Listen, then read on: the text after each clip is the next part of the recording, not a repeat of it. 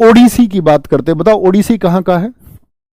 गुरु पंकज चरण दास को ओडिसी नृत्य का फादर कहा जाता है। आप कहेंगे भैया क्या ऐसे फादर आपका भरतनाट्यम के नहीं थे? नहीं, वो बहुत प्राचीन है, उसके बारे में पुस्तकों में मिला कि ये पहले कभी होता आया था, बस परंपरा है, फादर किसी को नहीं कहते। तो क्या कहेंगे? गुरु पंकज चरण दास। ठीक है, क्या बोलेंगे? आपका गुरु के चरणों में जो दास की तरह रहता है वो उड़ान भरता है, उड़ान। ठीक है, तो उड़ान से याद रख लेना, उड़ेगा कौन? जो गुरु जी के चरणों में एक दास की तरह रहता है, मतलब जो फॉलो करता है, उनके ये गाइडेंस है, इसको मुझे फॉलो करना, उस स्टूडेंट की उड़ान तय होती है। भगवान कृष्ण से संबंध है, भगवान कृष्ण से। अब मुझे आप बताते रहे भरतनाट्यम का संबंध किससे था, किस धर्म से था? भरतनाट्यम का किससे बताया था? तो आप कहेंगे किससे? शैव धर्म से। यह नृत्य शैली भगवान जगन्नाथ की पूजा यात्रा से संबंधित है। पूजा यात्रा, भगवान जगन्नाथ की यात्रा निकलती है एक, हम फेस्टिवल्स में जानेंगे कि भगवान जगन्नाथ की, उनकी बहन सुभद्रा के लिए, उनके भाई बलभद्र के लिए उड़ीसा में एक रथ यात्रा निकलती है। ये फेस्टिवल्स में जो चीज जहां जानने की है। ठीक है, तो जगन्नाथ पूजा कहां पर होती है? आपका उड़ीसा में, तो इससे संबंध है इसका। यह त्रिभंग मुद्रा में किया जाता है। फोटो आपके सामने लगा हुआ है। त्रिभंग मुद्रा क्या होती है? क्या बोलेंगे? एक जयंतिका थे, उन्होंने बताया नहीं, त्रिभंग मुद्रा के अलावा इसके 5 भाग भी होते हैं, और वो 5 भाग कौन से बताए? ओडिसी के। ठीक है, जिसमें सबसे इंपॉर्टेंट मैंने बताया शुरुआत और अंत। देखना जरा ध्यान से, इसको ओरिली भी कहा जाता है। तो ओडिसी और ओरिली याद करने में कोई दिक्कत नहीं है। ओरिली और ओडिसी, ओ से एक ही नाम है, प्राचीन नाम है इसका, एंशिएंट नेम है। इसका जो पहला स्टेप है वो मंगलाचरण है, और जो लास्ट स्टेप्स है यानी एंड्स विद मोक्षा। अब भरतनाट्यम में क्या बताया था? भरतनाट्यम की जो शुरुआत होती थी, तो ऐसे रिलेट करना, याद करने का सबसे अच्छा तरीका, अच्छा भरतनाट्यम की शुरुआत किससे होती थी? अलारीपू से। उसका अंत किस पर होता था? तिल्लाना पर। ऐसे ही ओडिसी की शुरुआत मंगलाचरण से और इसका अंत मोक्ष पर होगा।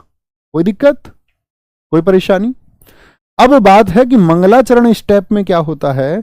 मंगलाचरण पृथ्वी माता को पुष्प अर्पित किए जाते हैं। शुरुआत में आके डांस शुरू किया जाएगा तो पुष्प अर्पित किए जाते हैं, मतलब कि आपका डिवोट किए जाते हैं। और मोक्ष क्या होता है? यहां पर थारिजम डांस होता है। पखावज अक्षरों का प्रयोग इस नृत्य को समाप्त करने के लिए किया जाता है। पखावज मतलब ताल, एक ढोलक के जैसा होता है पखावज, एक म्यूजिकल इंस्ट्रूमेंट है, उसके अक्षरों का प्रयोग मतलब ताल देके इसका अंत होता है। इस नृत्य के जो हमको साथी साक्ष्य मिलते हैं, एविडेंस मिलते हैं, वो मिलते हैं उदयगिरी और खंडगिरी की गुफाओं से। हम गुफाओं के बारे में भी चर्चा करेंगे। गुफाओं के बारे में चर्चा दरअसल में सिलेबस में तो नहीं हो पाती, हम प्रैक्टिस सेशंस में कई बार करते हैं। तो गुफाओं से भी क्वेश्चन आता, बुर्रा गुफाएं कहां पर है? आंध्र प्रदेश में। बाघ गुफाएं कहां पर हैं? मध्य प्रदेश में है। सुनिए गुफाएं, अजंता एलोरा एलिफेंटा की गुफाएं कहां पर है? महाराष्ट्र में। अजंता एलोरा कहां पर है? संभाजी नगर में, महाराष्ट्र में। ऐसे ही अब आपसे कभी मैं फ्यूचर में क्वेश्चन पूछूंगा उदयगिरी और खंडगिरी की गुफाएं कहां पर हैं, बोलो भाई, तो आप क्या कहेंगे? ओडिशा में। बच्चे क्लास में देखो, इसके अलावा अन्य कमेंट्स नहीं जी, प्लीज, ये मेरी रिक्वेस्ट है। नहीं तो मैं नहीं चाहता कि मैं आपको इग्नोर करूं। आप हमेशा एक अच्छे छात्र की तरह पूरी कक्षा देखिए, पूरी क्लास देखा करो, सब कुछ बताया जाता है। कुछ नहीं बताया जाता है तो उसके लिए धैर्य करो कि शायद आगे बताया जाएगा। क्लास में सिर्फ फोकस आपका कंटेंट पर होना चाहिए, नहीं तो आप भटक जाओगे। और मैं कहता हूं एक दिन ऐसा आएगा आप अपनी असफलता पर रोएंगे, और दुनिया में कोई व्यक्ति ऐसा नहीं होगा जो आपकी असफलता का साथी बन पाए, जो समझ भी पाए आपके इमोशंस को। किनारे पर, दशमलव अंकों पर रह जाते हैं बच्चे। और इसीलिए आपकी सफलता के सब साथी बने, उसके लिए फोकस की जरूरत है। कोई दिक्कत? मुख्यतः महरियों द्वारा यह डांस किया जाता है। तो महरी किस डांस को करते हैं? महरी मतलब उड़ीसा का समुदाय है। क्या है ये? जैसे आप जानते होंगे जिनको हम अबोरिजिनल्स बोलते हैं, आदिवासी कहते हैं, कई बार हम उनको जनजाति के नाम से जानते हैं। जैसे मैं आपसे पूछूं जरा एक क्वेश्चन, लेपचा जनजाति किस राज्य में निवास करती है? क्योंकि डांस में हमारा प्रयोग होगा, पूछ लेता कई बार तो एग्जाम से, कौन सा डांस है जो लेपचा जनजाति के द्वारा किया जाता है? तो आपको स्टेट का रिलेशन पता होना चाहिए। ज्योग्राफी में आप इनको पढ़ते होंगे, जरा बताना लेपचा कहाँ की है। तो जिन बच्चों का सिक्किम आंसर आएगा वो बड़ा इंपॉर्टेंट रहेगा। ओके, खंडगिरी गुफाओं से। तो क्या बोला बताएंगे जरा फटाफट से भैया। ओरीली नृत्य इसको कहते हैं। शुरुआत किससे होगी?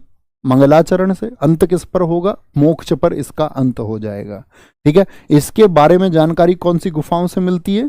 तो कुछ कुछ चीजें याद रखेंगे, कुछ कुछ पढ़ते रहेंगे। उदयगिरी खंडगिरी की गुफाओं से मिलती है। ठीक है, आते हैं। नृत्यांगनाएं शरीर से एक ज्योमेट्रिकल पैटर्न बनाती हैं और उस ज्योमेट्रिकल पैटर्न को बोलते हैं सचल आइडल, सचल मूर्ति कहते हैं। तो सचल मूर्ति का संबंध किस डांस से है? ओडिसी से है। किससे है? ओडिसी से। यह नृत्य जल तत्व का प्रतीक है। वाटर एलिमेंट को कौन सा डांस दिखाता है? अब देखो दो बातें आएंगी। जब मैं आपको पढ़ाऊंगा कुचिपुड़ी तो वहां पर आएगा जल चित्रम, लेकिन वहां पर जल चित्रम आपका सिंबलाइज नहीं करता, प्रतीक नहीं है वहां पर सिर्फ एक शब्द है। उसके लिए मैं बताऊंगा कि वो पीतल की तस्तरी में किया जाता है, इसीलिए कहते हैं उसको पानी रख के। जल तत्व, जल तत्व। अब यहां पर जो जल तत्व है इसका अर्थ अलग है। जैसे हमारी बॉडी है, आप बोलते होंगे ना पंच तत्व, तो पंच तत्वों में एक अग्नि भी आती है आपका। ऐसे ही पंच तत्वों में क्या है? वायु भी है। ऐसे ही जो आपका 5 एलिमेंट्स